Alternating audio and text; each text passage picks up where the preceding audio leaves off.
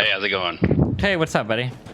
Hey, so right off the bat, I want to apologize for the joke I made in chat. I said that you should level intelligence, so that. Oh no, it's okay. so that Don't worry about it. That was a 9 out of 10 meme. That was a pretty spicy Right, meme. but see, the thing is, I realized there's a soft cap for intelligence at 40, so you would have to at least get past the hard cap. So Yeah, got it. Nice meme. That's a spicy meme, dude. Spicy meme. All right, go ahead. Hit me up. Why is Bernie the worst, literal, fucking horrible thing? All right, first of all, I don't agree with that, but I think the number one reason that Bernie supporters cite, including you, is that Bernie will quote-unquote get money out of politics. He's super genuine, not at all corrupt, and I agree with all those points. But I think that perspective and that support is just totally fundamentally misunderstanding the way rent-seeking behavior actually works. Wait, what seeking behavior? Sorry. It's called rent-seeking behavior. Okay. It's basically the reason there exists a corrupt relationship between companies and politics. And what is that reason? Can you explain? Sure. So I think a lot of people like Bernie Sanders and people who support Bernie Sanders think that there's a corrupt relationship just because CEOs are evil and greedy and politicians are evil and greedy. And that's true. And I think a lot of people believe that these big companies, they don't want to be regulated, or CEOs don't want regulation. But the reality is big companies, they want regulation. They thrive on it. Not only do they want regulation, but they're willing to pay for it. So the whole reason we have this problem with money in politics is due to the supply and demand relationship that exists for regulation. Okay, there is so much wrong with what you just said, but I'm not sure if you realize it. Like, you've committed, like, so many, like, bad things in that one statement. When you say companies want regulations, I kind of sort of understand, like, if you read an article that said that, I'm guessing that, like, your thought there is that, well, some regulations, you know, can protect employers from, you know, different kinds of liabilities, or, you know, protect markets so that they don't get fucked by stupid shit or whatever, right? You're talking about, like, a regulation that would be beneficial for that company. But there are a lot of regulations that exist that are beneficial only for the companies and detrimental to the public at large. You understand that, right? I think if you look at most regulations exist in the marketplace because of companies. They pay for those regulations. And the reason they pay for those regulations is because they expect a return on that money. The most egregious example is the TPP. And the TPP is the consequence of the government being involved in all of this. So what I'm saying is that it's kind of a myth that regulation sort of exists to the detriment of companies. Companies actually... Okay, but there are regulations that exist to the detriment of companies that they wouldn't want. Like, I think a lot of companies, it's short-sighted, but would be pretty happy if, say, the EPA didn't exist. If BP wasn't held responsible whatsoever for the oil spill, if the government would have pushed anything there, like, that would have... I totally agree with that, disagree with that example, because the EPA is basically gives the big oil companies free rein to exist with the literal army of lawyers and lobbyists. It basically makes it impossible that they lose their position in the market. It's impossible. You don't think that maybe the oil companies have their position in the market because oil is like one of the most important commodities for modern civilization? You don't think that might have a little bit more to do with it? Or how about the existence of like OPEC, which has nothing to do with the EPA? How do they exist? Do they have their own EPAs? Competition with other companies. The current army of Exxon, there's no chance for a company to come into play now at this point in the market. The EPA regulations are so tight that it basically favors all of what's established now, and companies know that, and they're willing to pay good money to make sure that that stays in place. And I'm not totally against hold on. The reason why it would probably be hard to get into business now, I don't think has so much to do with... First of all, even if it did have to do with regulations, that isn't necessarily a bad thing. If the only way you could get into the business right now would be a way to extract oil or something that literally destroyed fucking land in order to do it, or something horrible like that, I think that it's okay that the EPA is there to say, like, hey, I'm sorry, but you're not large enough to do this. Secondly, there is like an economy of scale. Once you reach a certain size, you're able to produce things on such a level that a smaller person can't compete. Those are just natural consequences of a market, right? Like a factory in China, or I'm sorry, a factory anywhere will be able to efficiently manufacture products more so than I can on my own, right? They'll have better margins than me even because they're of such a scale. That's not... So take minimum wage as an example. Okay. Bernie Sanders supports a higher minimum wage. You know who else supports a higher minimum wage? Hitler? Walmart supports a higher minimum wage. Then why doesn't Walmart pay their employees more money? Oh, the reason they support a minimum wage isn't because they care about their employees or they're not greedy. The reason is because it gives them an advantage in the marketplace. It makes them more competitive against smaller companies. So they support it because it supports them. And that's where I think the real Explain how it gives them a competitive advantage. Well, it gets to economies of scale, like you're saying. Walmart has such a huge international distribution system that basically small brick and mortar companies cannot compete against the margins of people like Walmart. And if the small brick and mortar companies are forced to pay higher wages to their employees, that means that the price of the goods has to increase, and Walmart becomes more competitive. It's why Walmart actually already pays their employees above minimum wage. Most of their employees above minimum wage. What? When you say above minimum wage, are we talking like $8.25 an hour instead of $7.50 an hour? Like $10 an hour. Okay. Like most employees make around there, and they can afford to do that. Whereas a lot of smaller companies that don't have the economies of scale that Walmart have, they can't afford to pay that.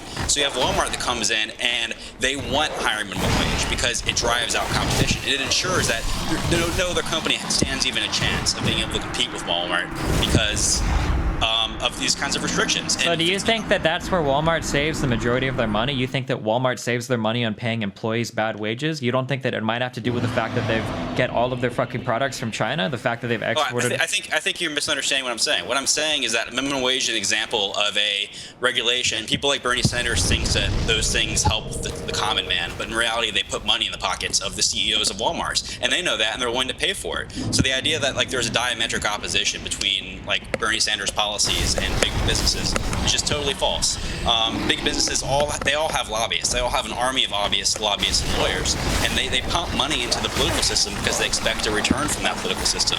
And it's policies like those that Sanders supports, the minimum wage, the tighter regulations on industries, that gives businesses the return that they expect on their money. So that's my main point, is that I think people don't understand the supply and demand relationship that exists in regulation. And Bernie supporters just totally neglect that. And it's one of the most important reasons that we have the huge lobbying system we have today. I understand your point of view, but in order to go through this, we have to talk about so many different things that I think you have like fundamental misunderstandings of. I disagree. It's a whole field of economics called public choice, basically, and public choice is is recognizing basically that companies and government basically trade. They trade votes for money, for regulation. It happens every day, and it happens with laws thousands of times a year. And the reason, just ask yourself why you think companies pump money in the political system. They do it because they expect to get a positive return from that, like any investment at all. The money invested in the political system is no different than any other sort of investment, where the CEOs expect a return on their money, and they get it because of the absolute runaway regulation that you get. Okay, all right, okay. We'll do it. Okay, let's do it. Okay. So you say that money invested in the political system, you're supposed to expect a return there like you would any other investment, right? You realize that money invested into a political system is completely different than money invested into wages, higher wages for better labor, or different kinds of manufacturing, or different kinds of R&D, right? The whole reason why the political system exists is supposed to be to protect the rights of consumers, right? Or to protect the rights of the people. The government doesn't exist as a force that you can throw money at to get a higher return on your shit, because one of the government's primary functions of existence in a capitalist economy is to prevent companies from fucking over people. That's a fundamental job of the government. You understand it, right? There's a lot of activity. That's an idealistic view. It's not. No. Fuck off. It's not an idealistic view. Do you know what an externality is? Companies will do things that can be preferential for the company in the short term, but can have long-term disastrous impact on the economies that they inhabit. The only way that you can stop things like that from occurring is via the government, because the free market will not take care of those certain problems. That's the whole reason why even the most insane capitalist libertarian in the world will concede, yeah, there's a reason why government exists. It's because there are some harmful business practices that will benefit businesses that will be a long-term detriment to the economy that the government has to step in and solve. Do you disagree with that? No, I agree. I agree with resolving externalities, but getting back to the core of what I'm saying, I don't think you're disagreeing with what I'm saying. Would you agree with me that companies are pumping billions in gaining political influence in the economy? Of course they are. Billions. So why are they paying all that money? Because they get something for it. Okay. Yeah, they expect a return on that money. Isn't that correct? Yeah. And they attain that return via regulation itself.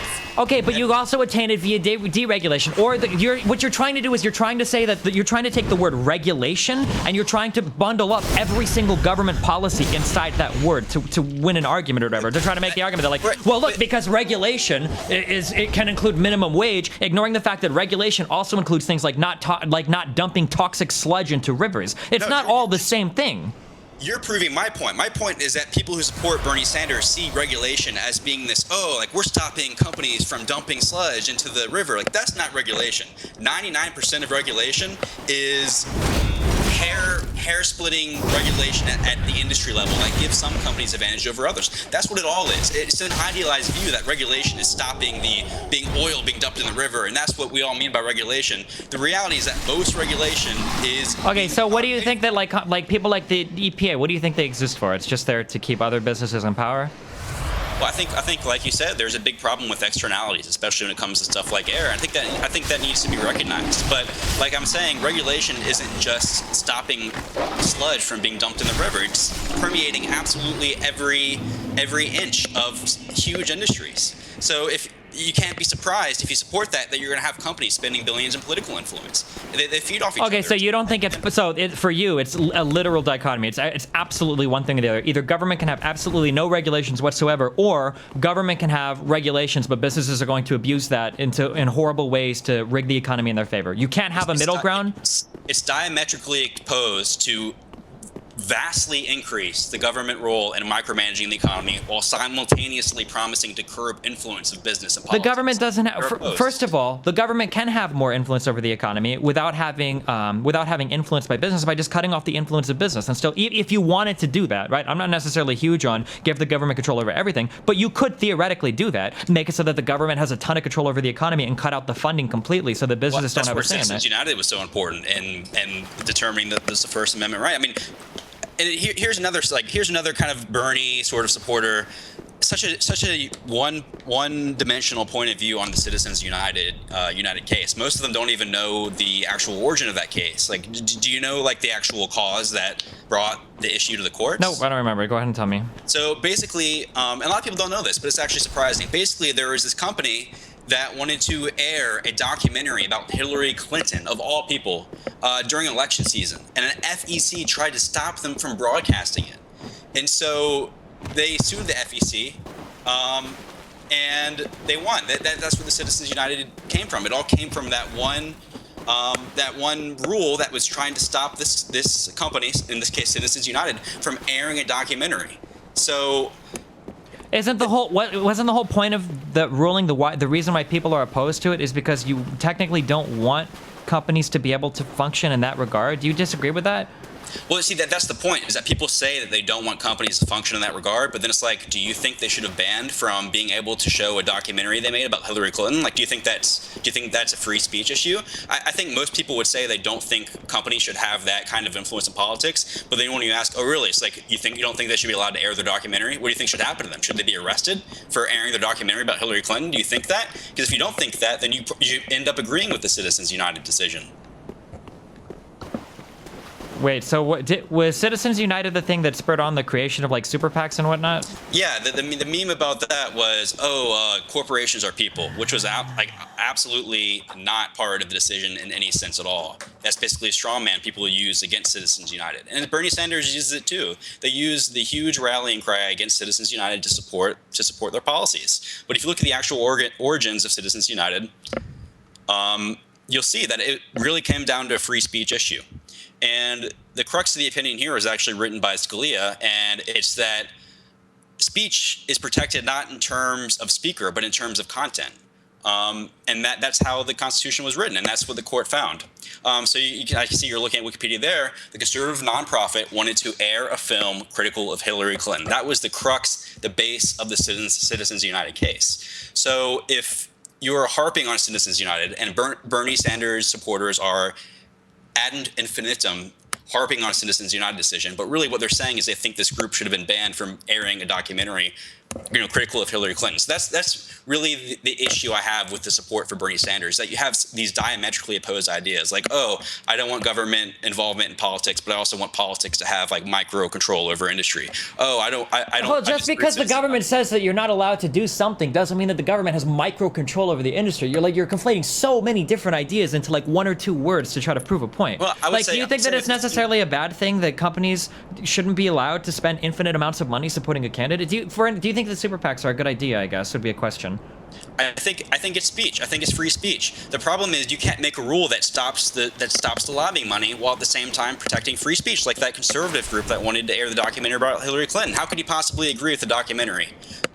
You have to agree that that's protected speech, right? The whole documentary about Clinton, that has to be protected speech. I think that it's a complicated issue. I mean, like, not everything is protected speech, right? Running into an airport and screaming, hijack or fire or whatever is not necessarily protected speech, right? But like the idea behind preventing groups like that from being able to air political things is that we don't. The idea is we want elections to be somewhat fair in the United States, rather than a who has more money to spend and fuck the other person completely, which is where we're at right now, right? Where funding is pretty much everything in elections, right? You agree with that? That funding is extremely. I agree that not everything is protected speech, but I will absolutely argue that a documentary that's critical of a politician should not be banned from being aired, especially during an election. It is coming from a private conservative group. It's mind-boggling that anybody would support banning that documentary. You don't see the point at all that like maybe it's not a good idea to allow infinite amounts of money? Don't we have things like campaign contribution limits for a reason? What is it, like $2,400 a year or whatever that can be contributed to? We're getting into free speech here. Like, you really think what should happen to those people if they air their documentary? Like, are you going to storm their headquarters and arrest them for like showing a film that's critical of Clinton? Like, I don't know what the exact fine is. Is that really relevant? We're talking about whether or not it should be allowed. I don't think it matters what the fine is, because no matter what, because of free speech, they should have the right to show a documentary about Hillary Clinton. It's a no-brainer. It's not even close, and that's why the court ruled the way it did. And that's why it's so astonishing. That I disagree, though, that it's a no-brainer. If you've got a politician that's running for a certain office and they're willing to represent the interests of people with a lot of money, that person is just handed the election every single time because now they're going to have a whole bunch of people running ads for them without any kind of contribution limits or anything like that. You don't think that that's a little bit? Well, you're right. That's a complicated issue, and that's why the issues themselves are actually grounded in the facts of the case. So you yourself read the facts of the case, the brief overall facts of the case. They're pretty straightforward. This group wanted to air this documentary about Clinton, and they tried to stop. So you tell me, based off the facts, it is a complicated issue, but if you assess the facts of this case, do you think that they should have banned, or shouldn't they have been banned? If you're allowed to, if it's an election season and then you have a company with millions of dollars or whatever going through it and you want to start running ads in opposition to another person, I think that kind of betrays the idea of federal contribution limits to campaigns. I don't think it doesn't seem like it should be allowed under current law. I mean, I would really have to think about it more, but I mean, that's fair, but I'm talking just like specifically about specifically in this case. If there's an election season coming up and somebody is running for president in this particular case and some group wants to run hugely political ads about somebody, I mean, it just seems like you're just trying to get around the contribution limits, no? Well, it's a documentary, and even if it's an ad. Somebody in chat is saying they didn't block the documentary, they blocked advertisements. For the documentary. Exactly, which is one step away, which kind of makes it even more absurd. Well, or makes it more understandable. So they were allowed to produce the documentary, but they're not allowed to make a bunch of commercials saying like, hey, come and see this Hillary Clinton documentary where you can see all about how horrible and evil Hillary Clinton is, paid for by blah, blah, blah, not politically affiliated with the person who is running against her. You don't think that's like a little... You're on the Supreme Court, though, and then you're seeing that the government is trying to block these advertisements because it's critical of a politician. And do you think that jives with the First Amendment? Because clearly it doesn't. Oh, well, you keep saying clearly, but wasn't this a 5-4 decision? It's not like, this wasn't like a 9-0, like knocked out of the park. Like that's what's scary about it. Yes, it clearly was a decision, but you have these justices on the court that are willing to completely sideline the text of the Constitution for their personal opinions. That's what's so scary about it. I don't think it's necessarily just sidelining the text of the Constitution. I mean, things have changed a lot now compared to how they used to be, and the amount of corporate influence over law is pretty scary in some ways. You don't think so? I think there's a lot of nuance in the way the court has historically, but I think this is one instance in which The dissent didn't even try to frame their argument in terms of the Constitution. They just tried to say, like you're saying, they tried to make it sort of an impact sort of thing. Like, oh, we can't have companies influencing politics, therefore we dissent. Do we have the idea that we can cap contributions to campaigns? I think it's $2,400 a year. It might be $2,700. I don't remember. Does that? I assume that comes from the Constitution somewhere that we're allowed to do that?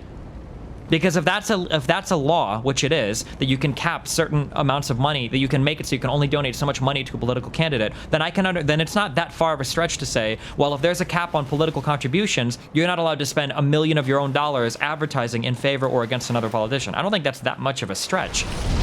I think it's an enormous stretch, an absolute enormous stretch. Well, what about holding a rally? Well, like, you could say, what if you wanted to hold like a multi-million-dollar rally?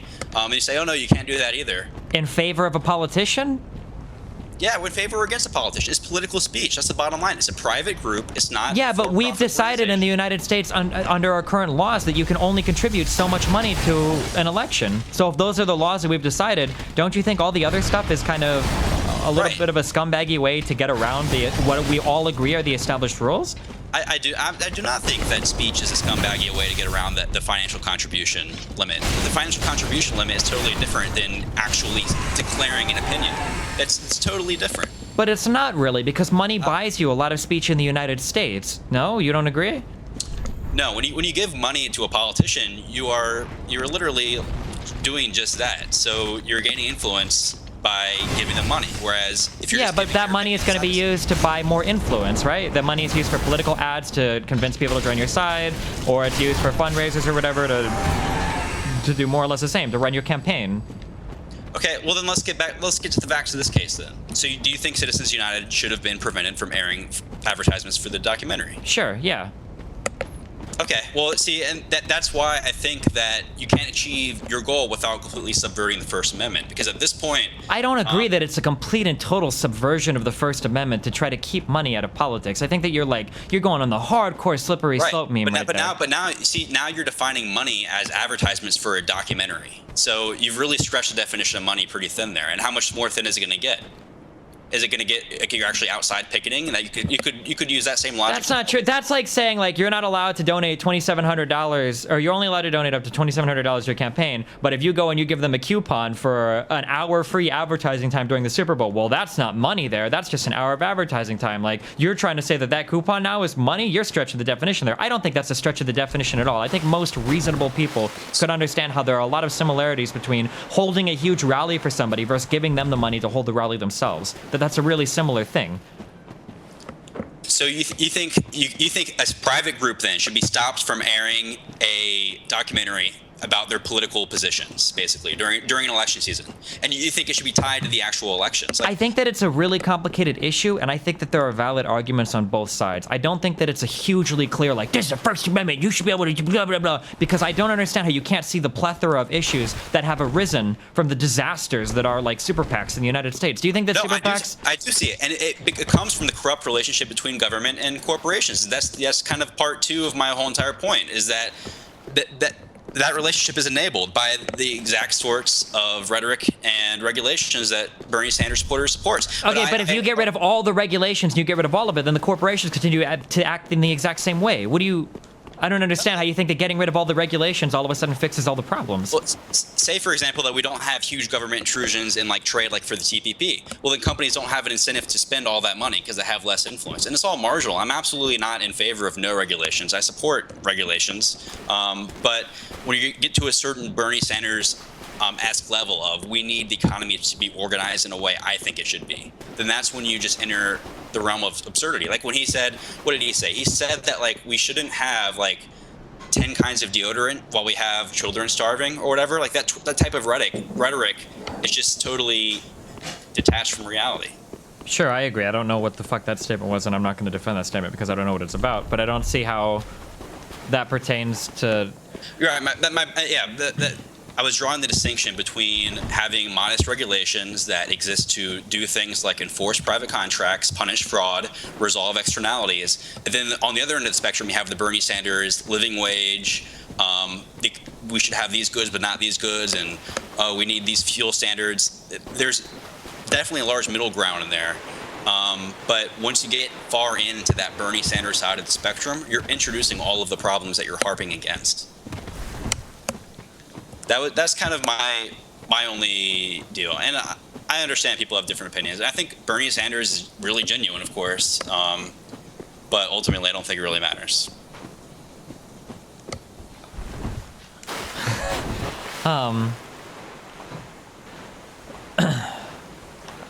Yeah.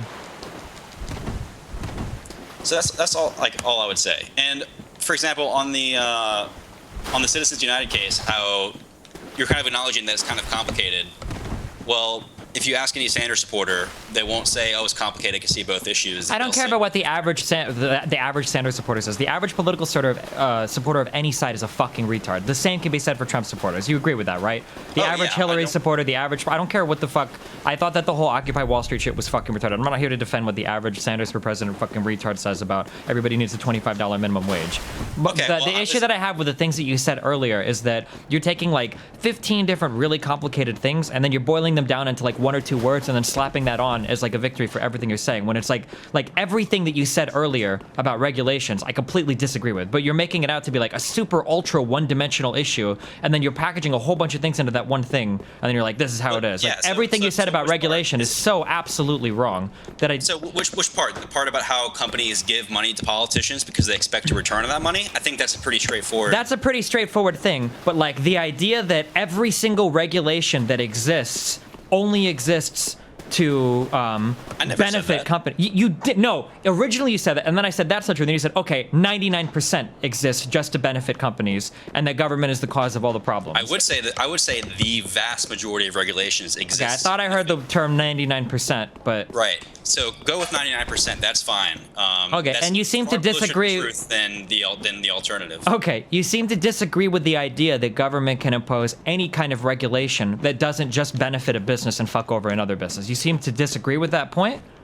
I just think it doesn't happen. I think government can, and I think it has done that, but okay, so tell me something about how so tell me something. Let's say that the government says there are certain regulations that you have to set up in your workplace, okay? And some companies want to start, but they can't afford to adhere to all the regulations. So something like, say, OSHA exists like that. You think that OSHA is a bad idea because there might be some shit shack company that wants to start up, but they can't afford to follow all of the federal regulations to keep workers safe? Or do you think that OSHA might be one of those things that might be a good regulation, even though it might benefit companies that have the money to keep those regulations in place? No, it's absolutely one of those things that's influenced by companies. The companies want OSHA. The companies that are big. Okay, I think that employees want OSHA too. No, or you think that's only something that big companies want? Do you think I don't know if the employees who are out of work now from the companies that can't afford it, like how much they like OSHA? But that's exactly my point. Is that unemployment in the United States right now is at like 5.5%, which is about where it should be if you believe in frictional unemployment. So I think that believe in frictional unemployment, but it's not just the unemployment rate. It's also the quality of employment. So sure, I agree, and there are a lot of part-time workers that are underemployed. Right, underemployment is an issue, even if you're not unemployed. I agree with that. But you think that companies like OSHA, or especially construction companies that have an OSHA fucking supervisor come by and bust them for not following regulations, you think that most companies want that? And employees don't want that? Some companies want OSHA. I think some companies want OSHA and some don't. And the ones that do want it were the ones that paid for it to benefit them. And that's exactly what happened. OSHA absolutely benefits certain companies and not others. Just like any other regulation, and the ones it benefits, they paid for it. Getting back to how you accepted basically the truth that companies give politicians money because they expect a return. So how do they get that return? Like, you tell me, why do they give the money if they expect a return? Like, where do they get it from? They only get it from regulation. That's the only place they can get it from.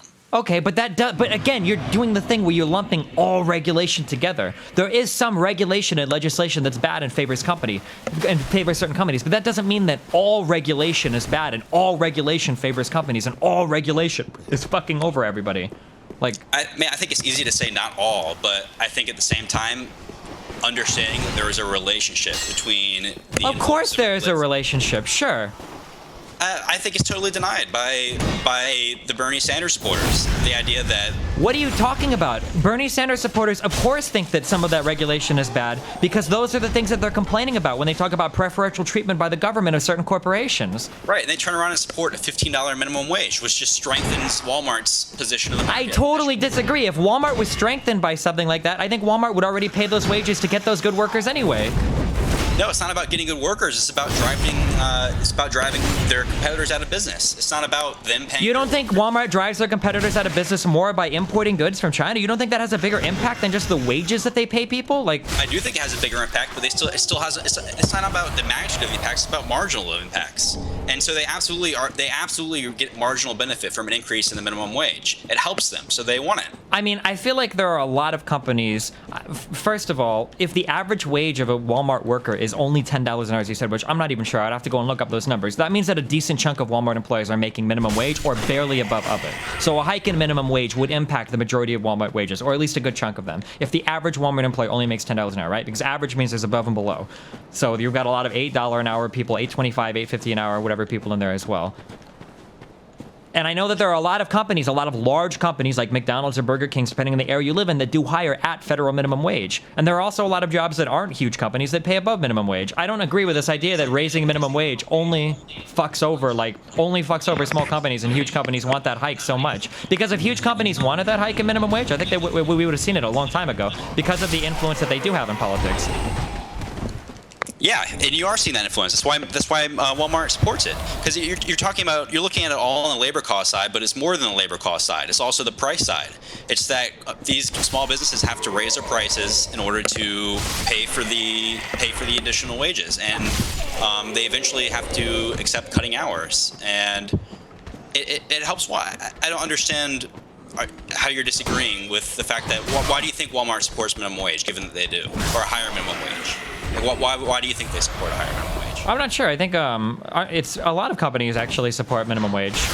But do you think not just Walmart. Do you think they do it because they care about workers, or do you think? Maybe it's just a public position to look good. I'm not sure. I mean, the minimum wage rate. If most large businesses supported minimum wage in the United States, I think that minimum wage laws would have already been passed by now. Oh, I would never have said most. I think it doesn't affect most large businesses, but a business like Walmart, it highly affects them. So okay, so Walmart, with all their lobbying power, why haven't they got it done yet? I think it's in the works. Democrats support a higher minimum wage, and okay, but in the works, like the history doesn't support you right now because minimum wage in the United States is at its lowest point I think that it's ever been in its like history, or since like for a long fucking time. So if this huge company Walmart and whatnot pays money to these lobbyists to get people to support their positions, then why haven't they gotten that minimum? It's happening right now. That's my point. Democrats is currently an important part of their policy, and it is of Bernie Sanders as well. So my answer to that is it's absolutely in the works, and that money is working right now. And minimum wage is going to be a big platform of the Democrat Party, and it's going to be supported by a lot of voters, but it's also going to be supported by a lot of companies like Walmart. It's just the economic reality of the situation. Okay, I mean, I don't disagree with that, but the idea that the minimum wage is only going to like help Walmart and hurt all small companies isn't necessarily something that I agree with. I think that there are a lot of large companies that pay minimum wage or close to it, and I think that there are a lot of small companies that pay close to minimum wage or above minimum wage. Like, I don't think that this is like a one-way street that only hurts all of Walmart's competitors and helps Walmart. I don't agree with that. Okay, I mean, that's fair enough to disagree with, but I think on the other hand, minimum wage is just a terrible policy to help workers in the first place, which is why it's so mind-blowing how much political capital Democrats try to spend on it. But I guess that's another topic. Yeah, why do you think minimum wage is a horrible policy that hurts everybody? I mean, there's a standard economic argument how it just increases prices and it doesn't increase. Well, I guess what you could say what it comes down to is that workers are paid a certain amount based off what they produce. And when you increase minimum wage, you're not really increasing the value of what the workers are producing. You're just increasing the wage, the nominal wage. So something has to give somewhere, whether it's higher prices or higher unemployment. And the evidence basically just shows that minimum wage doesn't help workers. I mean, except for increasing their wage, no? No, it doesn't. Some people get modest increases, then some people just get totally laid off. And ironically, it's usually the people who are laid off are the ones that are the least skilled and least educated.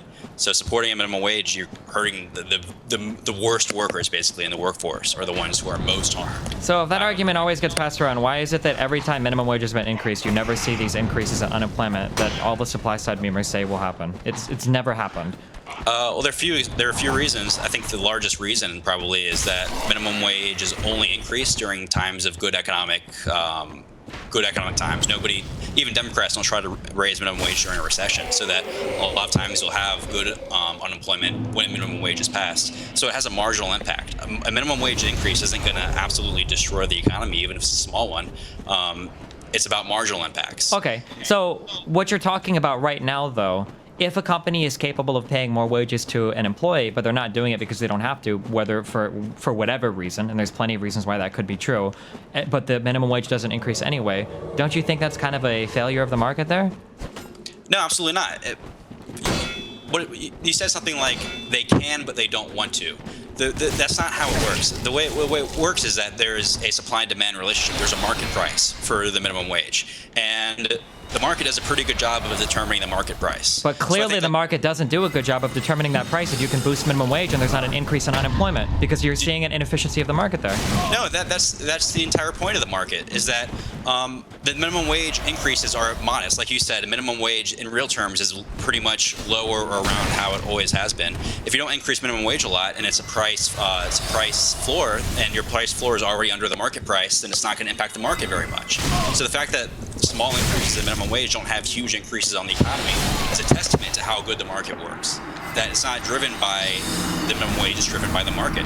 And do you know how many workers actually make minimum wage? No, I mean, I've seen the number and it's very low, like 1% or less. Yeah, exactly. A very small percentage of hourly workers, which is an even smaller. Okay, but how many people make? Do you have numbers for how many people make like $1 above minimum wage? Because those wages are impacted by hikes in minimum wage as well. I mean, they're impacted by a higher minimum wage, but I think the meme you hear for the pro minimum wage a lot is, oh, without minimum wage, employers would pay their employees 10 cents an hour. But okay. They're already not even paying the minimum wage. So why? But there are a lot of people that pay minimum wage or barely above it. Right. So why would employers pay employees more than they need to?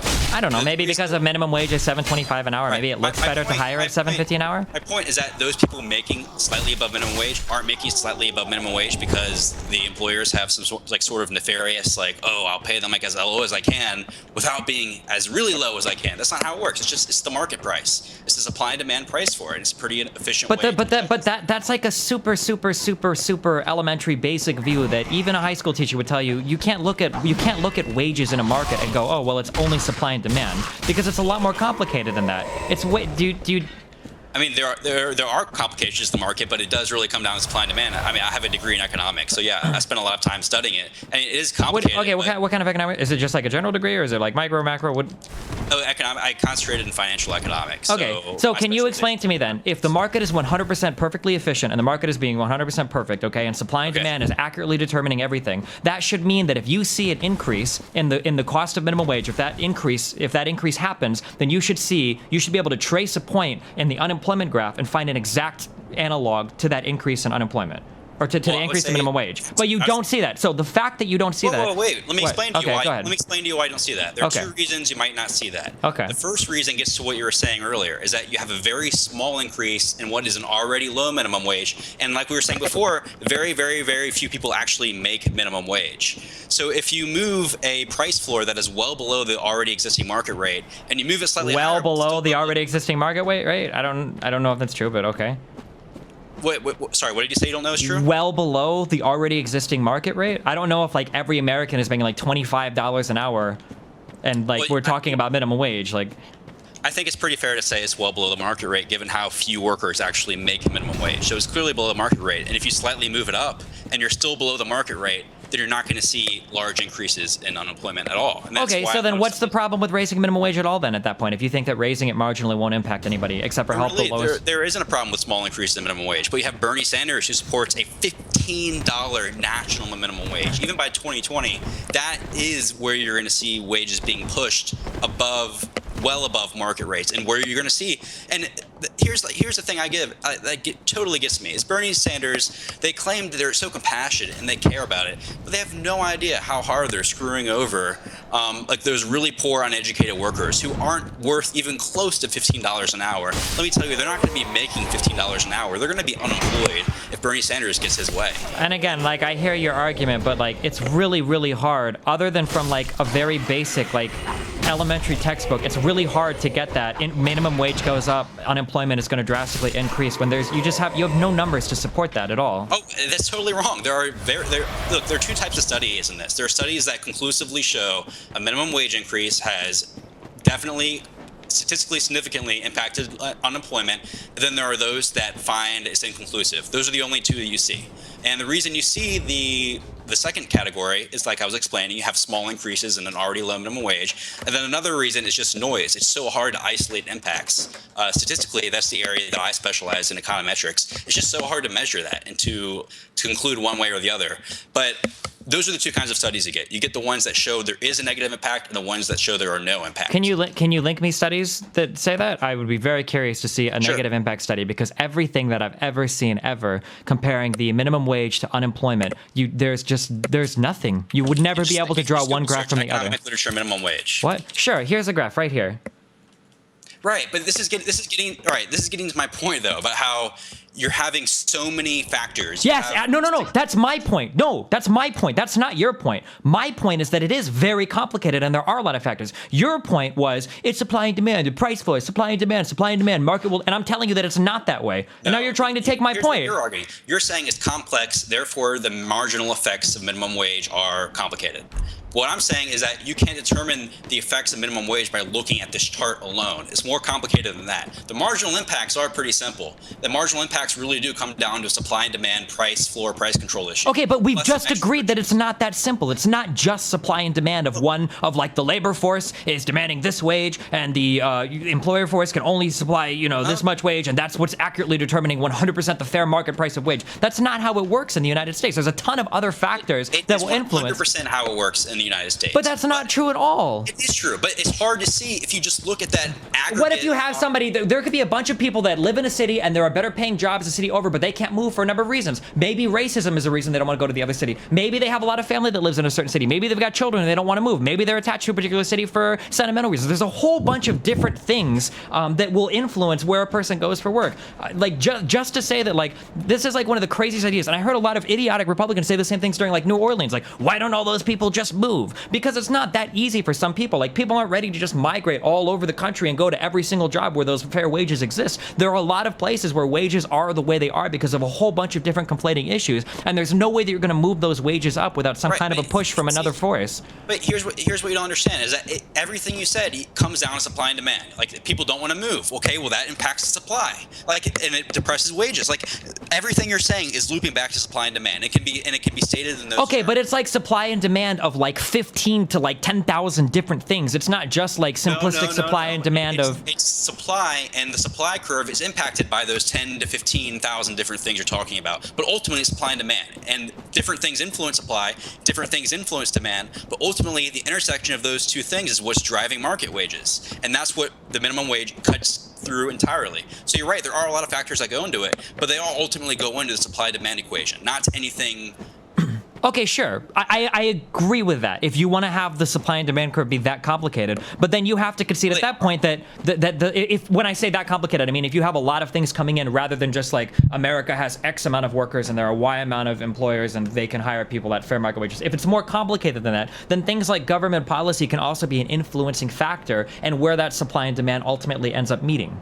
No, actually, here's the problem. Okay. The problem is that government regulation, like supply and demand, like you're talking about all those million different things, like, oh, people live in the city, whatnot. Like, minimum wage legislation doesn't change those things, right? It doesn't actually move the market wage. All you're doing is imposing a price control on the market that exists the way it does because of all those factors you were talking about. So you're not actually changing the market. All you're doing is imposing a price control on the market. Okay, so like, here's the thing. Let's say that you have a ton of people let's say that there's a ton of people that live in a certain area, and for whatever reason, those people are unable to move from that area, or unwilling, unable, or retarded, whatever. And you have a company that is producing a certain product at a huge margin as a result of the ability to exploit those people. If you come in as the government there and you set an artificial price floor, on wages, all you technically do there in that hyper simplistic example is raise wages for those people. You're not negatively impacting any other market, because wages in that area will never rise organically, right? If there's no bargaining power or whatever on the force of the employees that are too lazy to move or too dumb to move or whatever, right? Well, I don't see what necessarily is like the problem in a scenario like that. You built it into the assumption of your scenario that workers are being exploited. And what I'm interpreting workers being exploited as they're being paid below their market value. That's what you mean by exploited. But the reality is minimum wage workers are not being paid below their market value. They're not. And it's empirical that they're not. So the idea that they're well above worth around or well above $15 an hour is just not true. If it were true, then they'd be paid more. By who, though? Who would pay them more? You think that just one company will just come in and set up shop and make a new thing? Like, this is the like really frustrating thing, that like, if somebody is worth more than their market value, then they'll be able. It doesn't always work that way. That another company is just going to come in and set up shop to take all of those employees. It doesn't really work that way, but the labor market is very competitive, and that's bullshit though. In a lot of ways, the labor market is not ultra competitive. That's another like that's not necessarily true in a ton of ways. You don't see this competition between fast food places driving up wages because they're trying to get the best workers. Are you kidding me? That's exactly what's happening, Destiny. Then why is turnover so high in fast food restaurants compared to engineering jobs? What do you mean? That's not necessarily true that there are from weak economy. So a lot of people are moving from those types of jobs to other types of jobs. But ultimately, the fast food employment industry is competitive, and it's why not every fast food employee makes exactly the minimum wage. But 25 cents an hour over, I wouldn't say is like an ultra competitive. Like, I think that those wages are still informed by the minimum wage. Like, if you're hiring them, if the minimum wage is $7.25 an hour and you're paying $7.45 an hour, you don't think that wage was informed at all by the minimum wage? You don't think that equals NPF and only it if markets are. But in real terms, it wasn't. Because in real terms, prices are raised by minimum wage as well, and all of that gets into basically no effect, basically no way to benefit workers, with basically everything, considering all. I mean, like, I can use my own personal. I'll use my own personal thing as an example. Let's say that Twitch is actually selling ads. Let's say that Twitch sells ads at $20 per 1,000 ads, right? Their CPM is $20. Okay, so every 1,000 ads they sell for $20. Let's say that they pay me $1 for those ads, right? And that's would you argue then that, so let's say I find that out and I know that and I have all of that knowledge in my hand and I know that I'm getting fucked on ads super hard. What do I do in that scenario as an employee? Am I being paid my fair market wage? I mean, I guess I am, if you consider the fact that there's no competition and I can't move to a different platform. Do you factor those kinds of things into what the fair market wage is? That you might just be getting fucked by the market? Right, but you're not talking at all about a competitive market. I would not say that the service you're providing is competitive, because it's highly heterogeneous. Like, there's not really, it's totally different than like a burger flipper at a fast food joint. That's a competitive market. What you're talking about, the Twitch ads, is not competitive at all. How? So explain how. Okay, so basically, being a fast food worker is the same as being one in Kansas or in Virginia or in California at a Wendy's, Burger King. It's basically the same job. Basically the same job description, the same everything. Whereas you providing ads for Twitch, like you said, you don't have other competitors. You have only Twitch. And okay, but that's exactly the point that I'm getting into. Right, is that if you live in an area where you've only got 2 or 3 people employing you, and all of those people have pretty fucking shit wages, right, and they're not about to start competing with each other on wages, then you just get fucked because of the place that you live in, or because of the market. You're describing almost nobody. That's the problem. You point me to a town that has fewer than several, like, fast food restaurants. But I mean, that's always been the argument. The argument has always been that companies aren't, that like low skill companies aren't really competing on wages because they've been able to get away with not doing it. That's the argument for why when minimum wage goes up, that's the argument for why. I know you're saying that that's not true, but that's why when people say minimum wage goes up and it doesn't really have any impact whatsoever on unemployment, well, that usually leads you to saying like, okay, well, fuck. So then are a lot of people just being paid low because they're getting fucked, or? Right, so the idea that they're being paid below their market wage is because there's some sort of collusion going on. Sure. It's just ridiculous. Why is it just ridiculous? right, here's the reason it's ridiculous. Because if it were the case that they were being paid below their market, then there would be a labor shortage for hiring.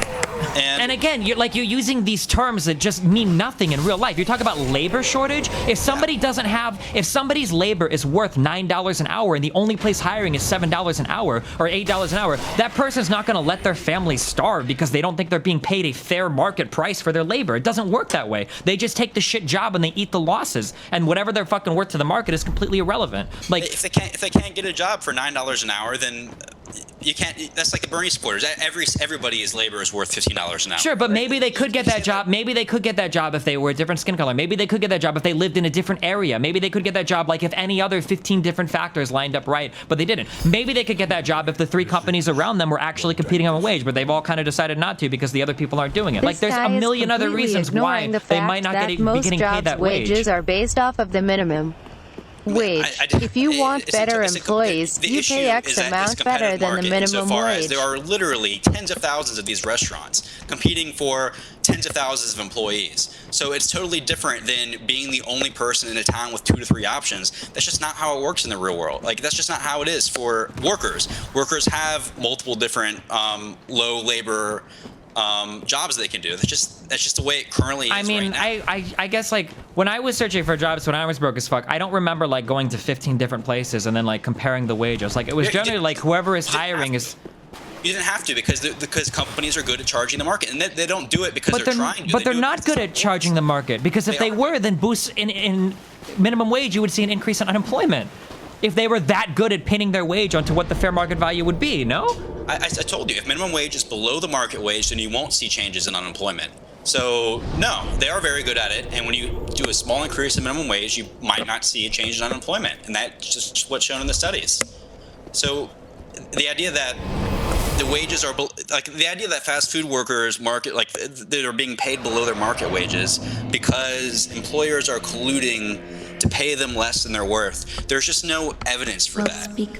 Except for the fact that when minimum wage is boosted, no unemployment happens. No, that's not evidence for that. That's evidence for the fact that the market wage is above minimum wage, which is what I've been saying all along.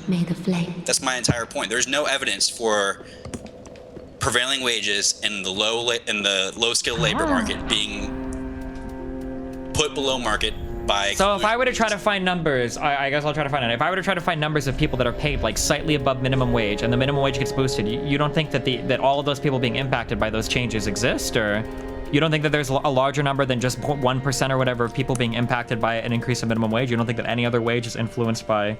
Oh, I think a lot of people are impacted by minimum wage. I think some people get smaller raises. I think some people just lose their jobs entirely. But I guess that's just like that's an okay sacrifice for the demographic. But it's not. But that doesn't happen. It does happen. It absolutely happens for small increases in minimum wage.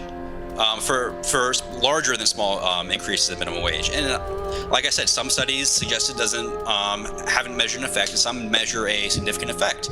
It's one or the other. But what you don't see is everybody keeps their jobs and everybody gets a nice raise and everybody's happy.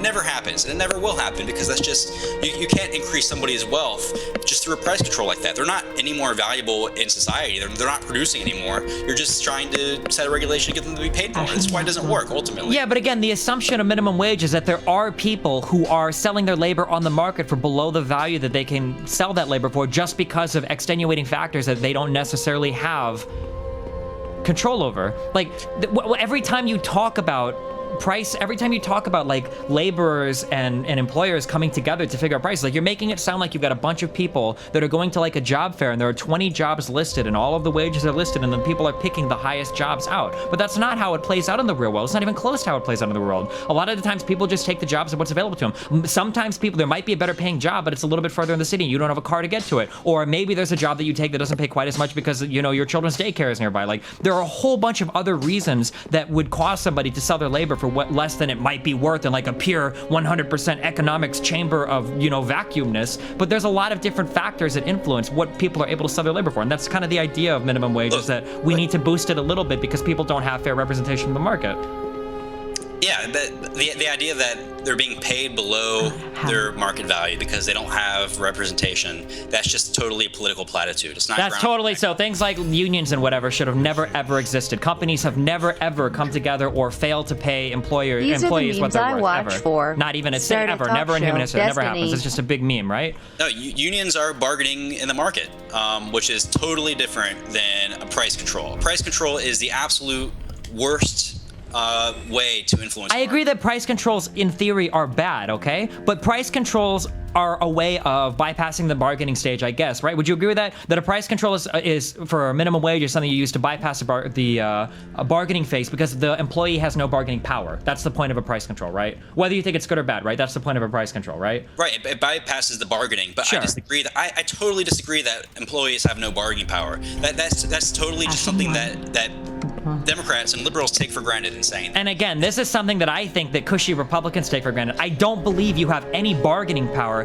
as an employee that's desperately seeking a job. I don't think that you're in a position to haggle over your wage if you're a low-skilled worker. I totally disagree with that. But the fact that so few workers actually make minimum wage, and you keep saying, yeah, 25 cents above minimum wage, but if what you were saying were true, that they really have no bargaining power, then it wouldn't be 25 cents above minimum wage. It would be minimum wage exactly and every time. So the fact that it is... But that's not necessarily true. There still might be a lot of... But you don't necessarily know that. Maybe you don't know what the actual... Unless you actually talk to people that determine wages for like Walmart and Target and all these stores, then they say, yeah, well, we set our wages exactly this because we know... Like, you don't know that. Maybe people do just hire at $8.25 an hour because it sounds better than $7.25. Or maybe they hire at $7.75 an hour because it looks better than hiring at the absolute minimum wage. Like... Right, because the prevailing wages of low-skilled workers in undifferentiated roles like fast food is not driven by bargaining power or those conspiracy collusions. It's driven by market forces. That's my entire point, and it's because it's so competitive. There's so many jobs providers and there's so many employees that's just the way it works out in the market. That's my main point. Is that the so-called lack of bargaining power isn't. It's just a meme. It's not actually describing. Okay. Well, then I don't think we'll ever agree on this point. I really, like 100 million% disagree with what you're saying. I think, like, I understand. In theory, I agree with everything you're saying. In theory, I agree that there is or even without collective bargaining, that there is bargaining on the side of the seller of labor and the side of the purchaser of labor. I agree in all of that in theory, but I don't believe in the real world. I don't believe that it plays out in such a way that a person is always able to go job shopping at a ton of different places and compare wages easily and then pick the best wage. I think that there are always so many more factors that go into it that could push a person to sell their labor for less than what it's actually worth. Right, but that's the brilliant of the market, though, is that the employees don't have to do that because the employers themselves have to do the market research to understand the prevailing market wage. Okay, but that market research might include purchasing labor for less than what it's worth. But look at what happens with the exploitation to jobs to Mexico and China. That's exactly what's going on. We want to produce a product, and this is the margin we get for it, but if we find people who will sell their labor for so much worse than what other people will because they live in literal fucking slavery, then we can increase our margins a ton. Like, that's an example of going to a place it's a beautiful thing. It's not beautiful, it's exploitive. It's a beautiful thing. It's not exploitative at all. You know what it does? It increases the demand for their labor and it increases their wages. You know what their alternative is to those kinds of jobs? Is prostitution and starvation. So the so-called exploitation you talk about is instrumental in ultimately lifting them out of poverty. It's a good thing, and it's one of the best things about capitalism. So calling it slavery exploitation is just totally off base. Okay. Just ask yourself. If working that crappy factory job is literally the best option they have among all of their alternatives, then imagine the state of the world they're living in. And maybe Sure, but again, like, you're presenting a false dichotomy. Like, they are either going to have to sell their children, their 9-year-old daughter has to go and be a prostitute for whatever, right. or they're going to go and work in the shop, and even though they're only making $1 a day, they're doing so much better than they used to be. But they maybe with government influence, maybe they could actually make a little bit more. Maybe they don't have to make $1 a day. Maybe they don't have to live or work in factories where there are net setups because people throw themselves off and fucking kill themselves. Like, maybe there might be a middle ground. Maybe there might be a better solution than pure ultra capitalism exploiting the fuck out of people living in slavery. Like, maybe there's a better alternative there. Capitalism has lifted billions out of poverty. It's done more for poverty globally than any government, any regulation, any welfare system, any church, any charity. Sure, capitalism has, and crony capitalism has done a lot of things that are really destructive to the economy, more so than a lot of other things, right? The whole housing crisis bubble bullshit was an example of like destructive, unregulated economic bullshit. There's a lot of like bad things that have come from capitalism. I'm not disagreeing that capitalism can do good things as well, but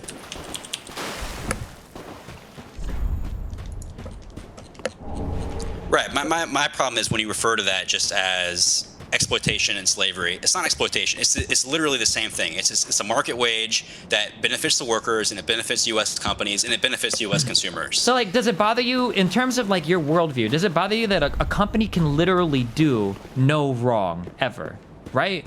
Let's say that there is a ghetto full of people with no transportation and who are all, their brains will explode if they move out, because they live in the X-Files world, and their brains will explode if they move out of a block. So a company sees that, and the company goes, holy shit, these guys can't go out and get jobs. I'm gonna set up a factory in there and pay all of them 25 cents a day because there's nothing they can do about it. And like, your position is, this is amazing capitalism. These people wouldn't have jobs otherwise, and this company moved in and gave them 25 cents a day, and there's nothing exploitive about that. That's your stance on an issue like that?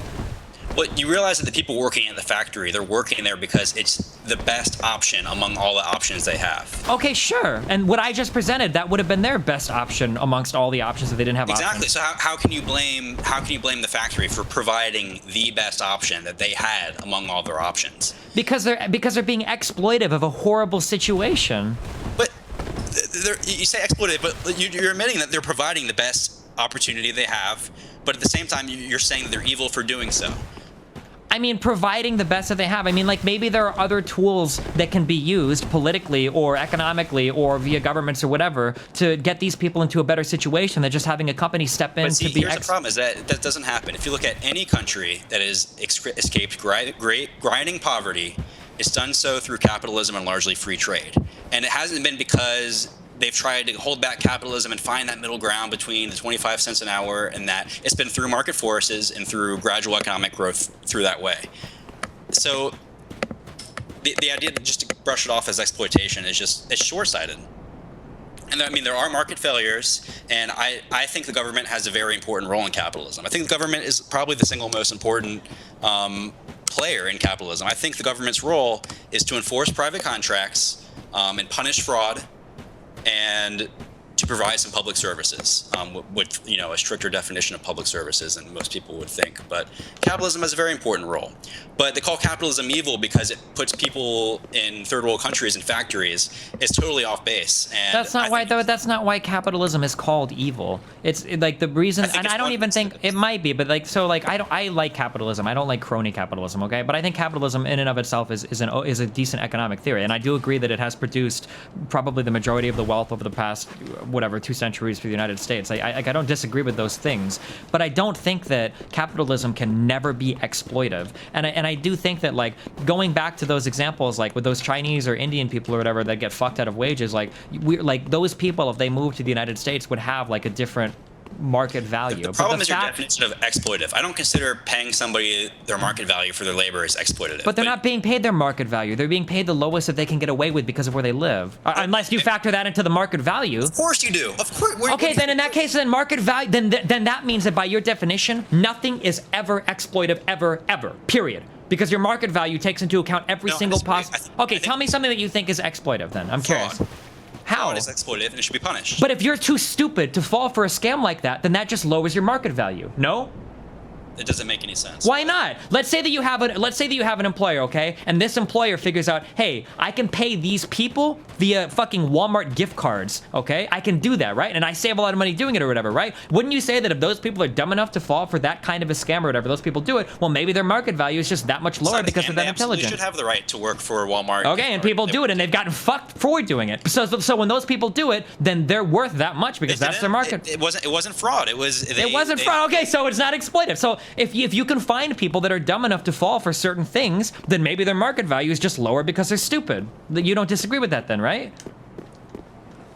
Fraud is basically reneging on a contract. So no, I don't see how not following through on a private contract is all related to. Okay, but if that contract is set up in such a way that any intelligent person would never pursue that contract, but it only takes advantage. This whole hypothetical situation makes no sense. It's not okay, what about payday advance places? Those places, it's literal exploitation of people without money or better financial alternatives, or people with no financial literacy, rather, I should say. The only people that would go to those places are people with no financial literacy. They only sit there to be exploitive upon poor people, but it's not fraud. They're not reneging on any contract. They're not violating any terms.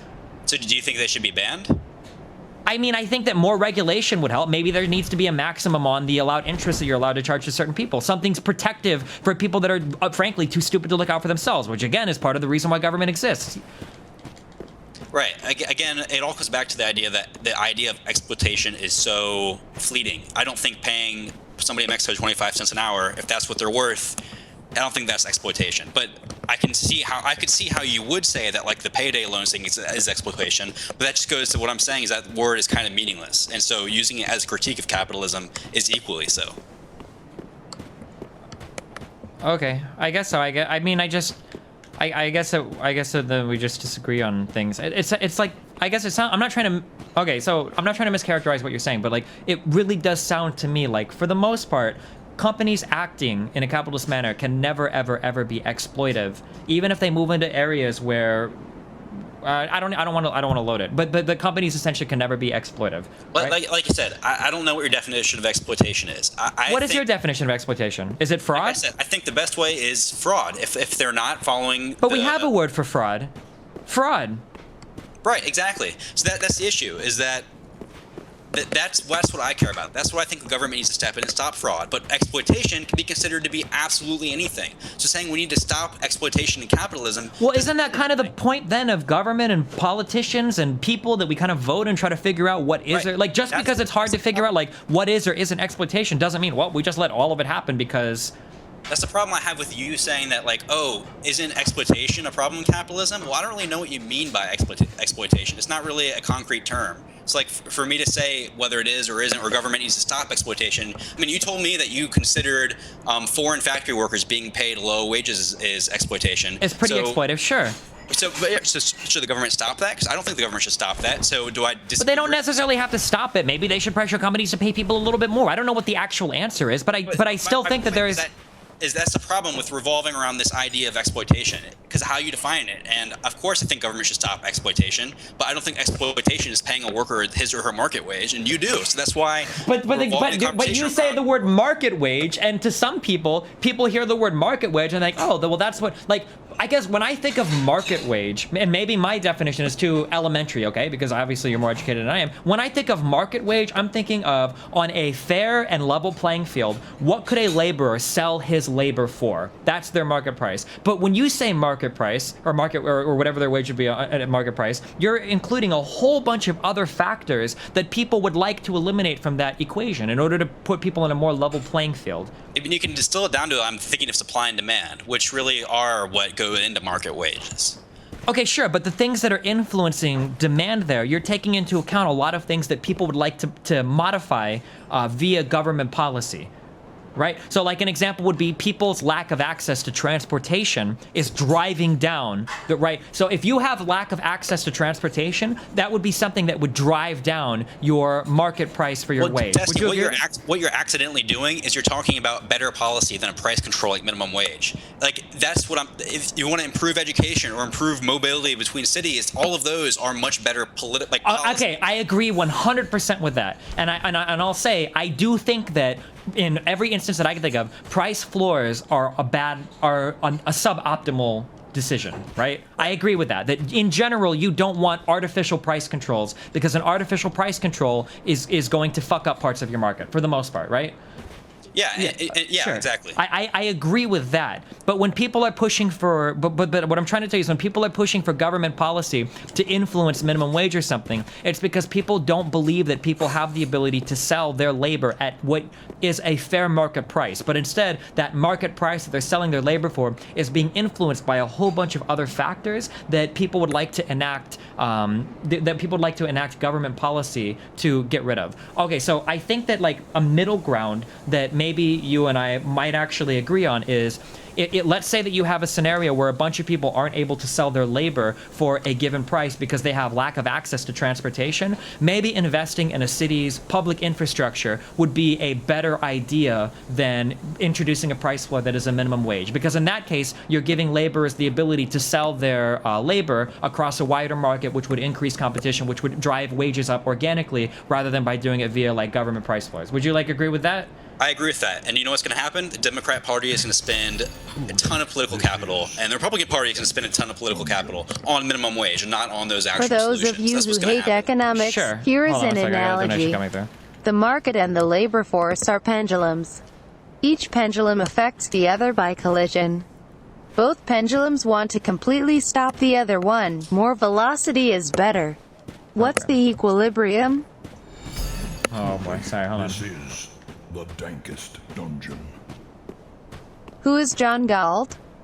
Okay, so in that, okay, so I think like that, I think that's the middle ground. Like, I agree with what you're saying. I think that for the most part, people like to find really simplistic solutions for things that could probably be solved in better ways, but it would be more complicated. Like increasing access to education, increasing access to better transportation, or making people smarter in general that would organically eliminate bad business practice rather than technological improvement. There's so many other complicated factors, but this is going to be one of the largest pillars of the Democrat Party platform. And it's one of the things that Bernie supporters like harp on some of the most. So that's kind of my point. And I think you understand. I think we have our middle ground.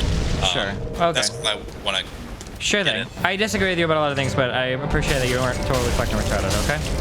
Cool. All right. Good luck. I love you, buddy. I'll see you later. Bye. Later. Destiny, why didn't you bring up the notion that companies that don't pay a livable wage don't deserve to be in business in the USA? I don't know if I necessarily agree with that. I've never really agreed with, I don't think I agree with the concept of the living wage meme. That's something that I would have to think a lot more about before buying into. I don't know if, yeah, I'm not sure. I would have to think about that a lot more. But like my gut on that is that I don't think I believe in the living wage. I also don't believe in a $15 minimum wage increase across the entire United States. I think that's really silly. The problem is that while the living wage sounds good in concept, I feel like there's a lot of things that could be abused in that. Like, first of all, how do you even determine what a living wage is? Like a living wage would have to differ from person to person. Like a college student would be on a much different living wage than like a father of 3, right? And if you have to pay the father of 3, 3 times as much money as the college student because the father of 3 needs a living wage or whatever, you just wouldn't hire those people. I don't know. I think that the living wage thing is a really big meme that I don't agree with.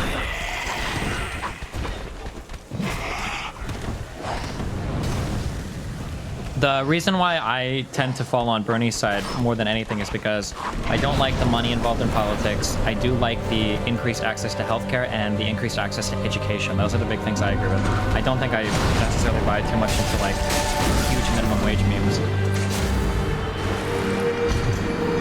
But that being said, I'm not like in favor of like abolishing the minimum wage.